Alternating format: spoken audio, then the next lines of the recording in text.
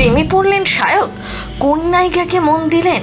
সুখবরটা মাকেও জানিয়ে দিয়েছেন। শুটিং ফ্লোরে মনের মানুষ খুঁজে পেলেন সায়ক চক্রবর্তী।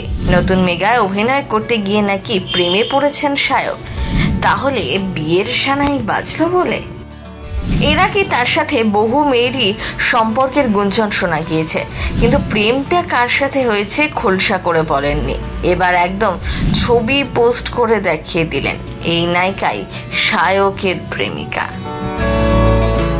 বর্তমানে তাকে দেখা যাচ্ছে জি বাংলার তুই আমার হিরো ধারাবাহিকে।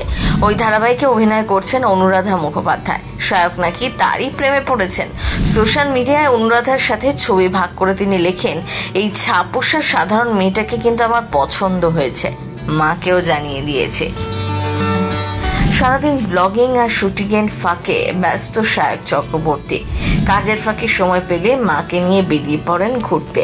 পরিবার, বন্ধু বান্ধব আর কাজ, এই নিয়েই দিব্যি চলছিল অভিনেতার জীবন। এবার কি বিয়ের সানাই বাজলো বলে? সরাসরি ছবি পোস্ট করে সায়ক লেখেন, এই ঝাপসা সাধারণ মেয়েটিকে আমার পছন্দ হয়েছে, মাকেও জানিয়ে দিয়েছি। তার ক্যাপশনে এই অংশটুকু দেখে অনেকেই মনে করতে পারেন অভিনেতা বুঝে সত্যিই প্রেমে পড়েছেন। কেউ কেউ তা মনেও করেছেন। তবে ক্যাপশনে সায়ক লেখেন, আচ্ছা এরকম কারোর সাথে হয়েছে যে দাদার বিয়েতে গিয়ে দাদার শালিকে ভালো লেগেছে? দেখছেন তো তুই আমার হিরো? এরপরই সন্দেহ জাগে দর্শকদের মনে। আসলে নিজের সিরিয়ালের প্রমোশনের জন্যই এই পোস্টটি শেয়ার করেছেন। সত্যিকারে তিনি বিয়ের পিঁড়িতে বসছেন না।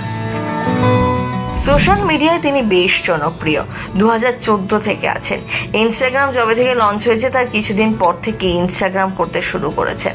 কিন্তু লকডাউনের পরে কি করবেন বাড়িতে বসে, তখন ভেবেই কুলকিনারা পেতেন না। সোশ্যাল মিডিয়ায় দেখতেন ডালগোনা কফি বানাচ্ছে লোকজন, তাই দেখে নিজেও শুরু করেন। সেখান থেকেই জার্নি শুরু। তখন থেকেই তার কথা মানুষ পছন্দ করতে শুরু করলো। তারপর কয়েকটা ভিডিওতে দেখলেন ভালো ভিউজ ও ভালো ভালো কমেন্টও পাচ্ছেন। তারপর একটার পর একটা ভিডিও করতে শুরু করেন। বেশি ইউটিউবে করতেন, ফেসবুকে নয়। ফেসবুকে ব্লগ করা শুরু করেন অনেক পরে। 2 বছর আগে থেকে ব্লগ করা শুরু করেন ফেসবুকে। তার আগে ইউটিউবেই ভালো সাড়া পেয়েছিলেন সায়ক। আর এখন তো তিনি সকলে ঘরের ছেলে হয়ে গিয়েছেন। প্রথম বাংলা ব্যুরো।